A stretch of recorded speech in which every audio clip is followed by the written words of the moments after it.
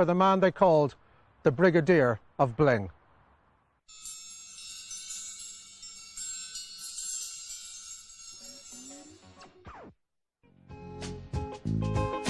Paid the cost to be the boss. Jim Gray had become a caricature of paramilitary criminality and excess, all over flash, from the tan to the clothes, from the jewellery to the cocaine. A mob boss, and in the best mob tradition, grooming his son, Jonathan, to follow suit. They would both die because of it. It might have been in large quantities.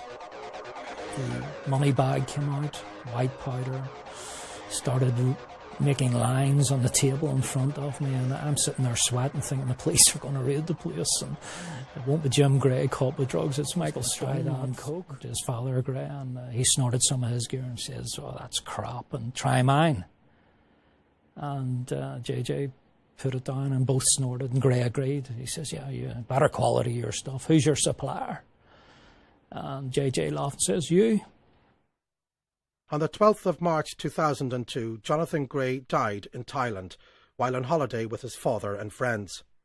A statement was released on behalf of Jim Gray saying that his son had died because of a fatal reaction to an inoculation. But now, once the chips were down, the knives were out and they were stuck into his back and twisted. In September, Jim Gray was released on bail. The police had opposed the application, citing death threats. But the judge said the courts couldn't take decisions based on what the paramilitaries might or might not do. I think we also have to appreciate that Mr. Gray himself applied for bail, knowing that his life may be in danger. So he wanted to be released back into the public, and he was obviously responsible as well for his own safety and for his own measures to protect himself too. 1 month ago tonight, Jim Gray walked out of his father's house and was shot dead. It was a clinical killing. And on this particular night, somewhere around 8 p.m, it seems that there was a prior arrangement to meet with a friend and associate of his. It seems that Jim Gray had wanted to have some of his weights back.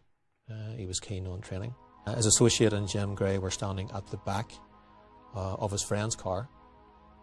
They were doing the exchange. The boot was opened. A car approached. It seems that one person got out of this car and walked towards Jim Gray. The gunman then pointed the gun at Jim Gray and opened fire. It seems there were approximately 3 shots, 2 of which hit Jim Gray. Jim Gray died pretty quickly at the scene.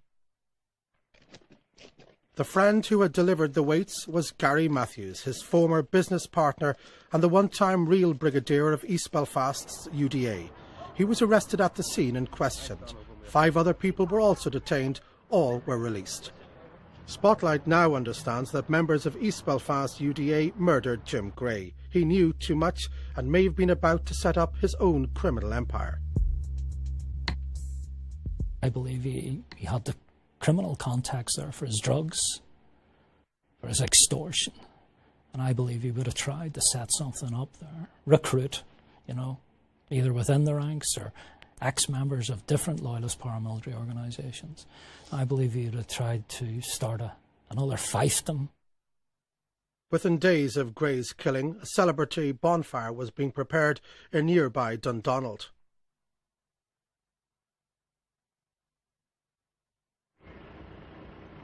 Most telling of all was the tiny funeral cortege. Gray, a connoisseur of funerals, would have understood. It is almost impossible to find anyone